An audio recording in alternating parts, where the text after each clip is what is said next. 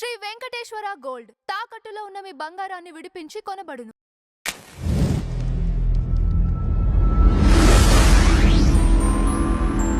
Madam నమస్తే. నమస్తే అండి. మేడం, విజయారెడ్డి కేసులోనే మరొక తల్లి ఇద్దరు పిల్లలతో చనిపోవటం చూస్తున్నాము, ఆత్మహత్య చేసుకొని. ఎందువల్ల ఇలాంటి డెసిషన్ తీసుకుంటున్నారు? అసలు తన కేసులో ఏం జరిగింది? అంటే ఎందుకు ఇంత చదువుకున్న అమ్మాయిలు ఇంత బేలగా అయిపోతున్నారు? ఎక్కడ లోపం? అంటే వాళ్ళు తీసుకున్న స్టెప్ సరైనది కాకపోతే చావే పరిష్కారం. అప్పుడు ఏం చేయాలి? బతికి చూపించాలి. ఇప్పుడు విజయారెడ్డి కేసులో ఆవిడ చదువుకుంది, ఆవిడ ఒక టీం లీడరు, 15 మంది ఆవిడ కింద పనిచేస్తున్నారు. చక్కగా పిల్లలు ఇంకో 4 ఏళ్ళు పోతే చేతికి అందిస్తారు. ఆవిడ చనిపోయే ముందు ఒక్క సెకను ఆ భర్త చూసారా ఎంత బేలగా ఏడుస్తున్నారో? చాలా అమాయకంగా ఉన్నారు ఆయన. ఇంతవరకు మిస్టరీ వేయలేదండి. కానీ కేసు ఆల్మోస్ట్ క్లోజ్ అయిపోయినట్టే. ఆవిడ ఒక్క మాట రాసేసి ఉంటే పోయిండదు, ఒక లెటర్ క్లియర్గా. ఆవిడ డిప్రెషన్కి లోన్ అయ్యారు అంటున్నారు. కానీ వాళ్ళు నడిచి వెళ్ళిన తీరు చూస్తే చావటానికి వెళ్తున్న వాళ్ళు అంత కులాసాగా వెళ్తారా? అది కూడా నమ్మశక్యంగా లేదు. కానీ అంటే ఆవిడ అంత ధైర్యంగా చేయగలిగారా? చావును ఎదుర్కోగలిగారా? అంతవరకే. ఆ పిల్లల్ని తీసుకెళ్ళిపోవటం బాధ. కనీసం వాళ్ళని వదిలేస్తుంటే ఇంకా, అంటే ఆవిడని మనం మార్చలేమనుకున్నప్పుడు, నేను లేకుండా నా పిల్లలు ఉండకూడదు అనే పొసెసివ్నెస్ ఓకే, కానీ వాళ్ళని చంపే హక్కు మనకి ఎక్కడుందనేది. ఇప్పుడు సేమ్ మీరు అన్నట్టుగా అది తెలంగాణలో జరిగింది. ఇది ఆంధ్రాలో పుత్తూరు దగ్గర కృష్ణానగర్ అని పద్మా అని ఒక ఆవిడ శివశంకర్ అనే వ్యక్తిని ప్రేమించి పెళ్లి చేసుకుంది. ఓకే. అయితే కులాలు వేరొకటే కాకుండా తండ్రి ముందే చెప్పాట, డిగ్రీలో ఉండగా ప్రేమించిందో ఏమో, ఆ అబ్బాయి ఇంకా సెటిల్ కాలేదు, ఉద్యోగం లేదు, ఆర్థికంగా నిలదొక్కుకోలేదు, నేను ఇవ్వనన్నట్టు. ఆయనకు కులం గురించి కూడా చెప్పినట్టు లేదు. ఆ పిల్లాడిని చూడగానే మీకు ఒక అభిప్రాయం వస్తుందిగా. ఆ పిల్లాడు జులాయిగా అనిపించాడేమో. ఈ పిల్ల వినకుండా చేసుకుని దగ్గర నుంచి కష్టాలు పడుతుంది. అతని ఊరంతా అప్పులు చేశాట. తర్వాత ఉద్యోగం చేయడనుకుంటా. తర్వాత ఈవిని కొడతాడు, తిడతాడు అని కూడా తెలిసింది. నిజమో కాదో మనకు తెలియదు. ఓకే. అయితే ఇప్పుడు పిల్లల ఫీజులు కట్టడానికి కూడా ఇబ్బంది అవుతుంది, స్కూల్ ఫీజులు. 6 ఏళ్ళు ఒకళ్ళకి, 5 ఏళ్ళు ఒకళ్ళకి. తేజ, లాస్య. నేనంటాను, ఇప్పుడు చేసుకోవడానికి మీరు తెగించారు కదా, తండ్రి మాట కాదని, అల్లారు ముద్దుగా పెంచిన తల్లిదండ్రులు కాదని మీరు చేసుకున్నారు. ఓకే. చేసుకున్నాక మనిషి బతికి చూపించాలి. చావు పరిష్కారం కాదు. నా దృష్టిలో చచ్చిపోవటం అనేది పిరికితనం. అంటే బతకడానికి ధైర్యం లేక చచ్చిపోవటం అనేది పిరికితనమేగా. ఇంతకంటే కూలీ నాలీ చేసుకునే వాళ్ళు పిల్లల్ని పెంచట్లేదండి. మొన్న చూసారా మీరు, నార్త్లో ఒక అతను 7 ఆడపిల్లల్ని అందరినీ డిఫరెంట్ శాఖలు, పోలీస్ శాఖకి సంబంధించి చేయలే. అతనే పెద్ద ఉద్యోగం చేయడు. అసలు చదివితే మనకి అట్లాంటివి ఇలా కదా పెంచాలి అనిపిస్తుంది. ఈ మధ్యన మీరు చూస్తే ఆటో తోలుకునే వాళ్ళ పిల్లలు ఐఏఎస్లు ర్యాంక్ తెచ్చుకోవడం, లేకపోతే ఐఐటీలో తెచ్చుకోవటం, వాళ్ళందరినీ మనం ఇన్స్పిరేషన్గా తీసుకోవాలి. సరే పెళ్లి చేసుకున్నారు మీరు, అతను సరైన వాడు కాదు, మీరు బయటకు వచ్చేసి ఉద్యోగం చేసుకోండి. ఉద్యోగం అంటే ఇప్పుడు ఏం పాచి పని చేసుకోవడం తప్పు కాదు. ఇప్పుడు ఎవరు చేయట్లే.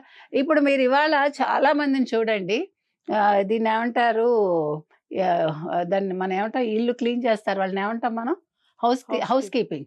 హౌస్ కీపింగ్ చేసిన వాళ్ళు, మీడియాకి వచ్చిన వాళ్ళు బోల్డ్ మంది ఉన్నారు. సీరియస్లీ ఏది తప్పు కాదు. అమెరికాలో బాత్రూమ్లు కడిగితే తప్పు లేదు, కానీ ఇక్కడ సఫాయి పని చేస్తే తప్ప.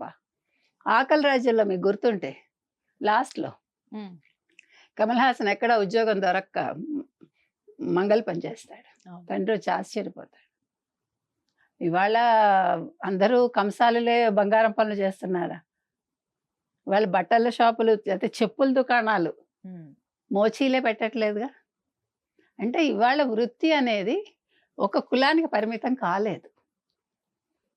అందుకని ఆవిడ ఆలోచించి ఉండాలి ఒక్క నిమిషం.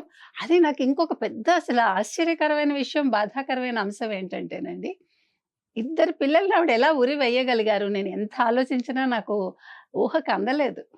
ఆ తల్లి మనసు ఎట్లా అంగీకరించింది? అంత అందంగా ఉన్నారు ఆ పిల్లలు, ఆవిడ కష్టపడి కనింది, ఒక పాప తర్వాత ఒక పాపను ఎలా ఉరి వేసింది ఆవిడ.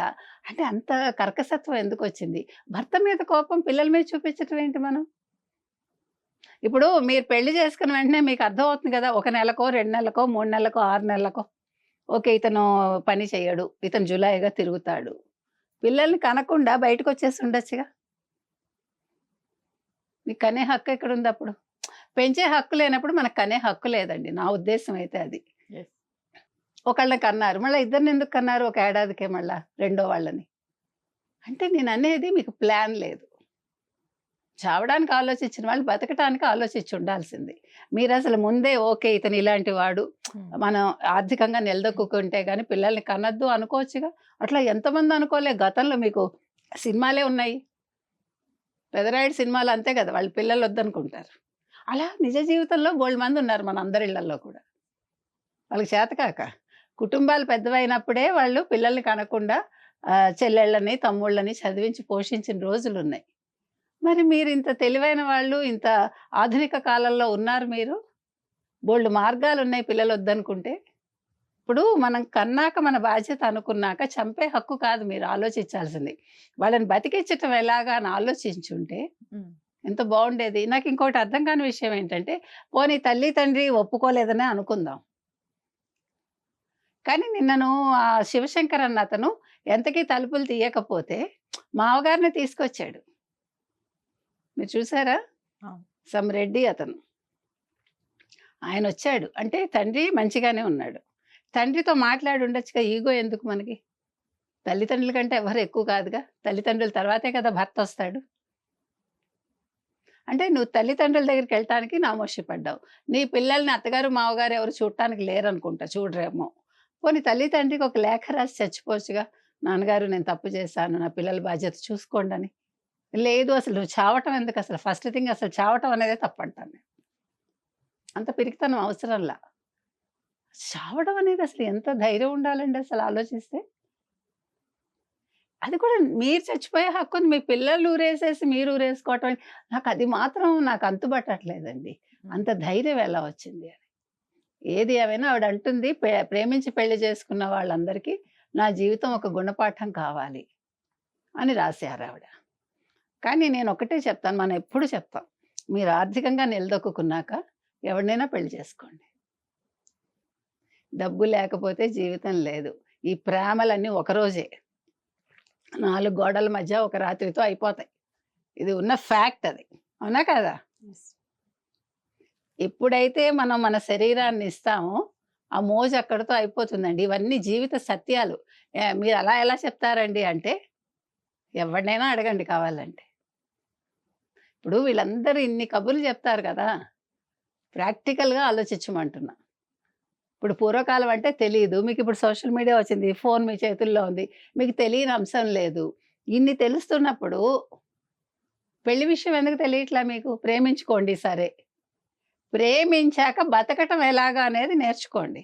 లేతే ప్రేమించకండి, పెళ్లి చేసుకోకండి. మీరు బతికి చూపించండి అంటున్నా. నేను తప్పొప్పులు నేనేం చెప్పను. ఎవరి మనసు వాళ్ళది. మన కోసం ఆ పిల్లాడిని బలి చేయటమో, లేతే పిల్లాడి కోసం పిల్ల బలవటమో, లేతే ఇప్పుడు ఇలా పిల్లల్ని బలి చేయటమో, ఇదా ప్రేమంటే?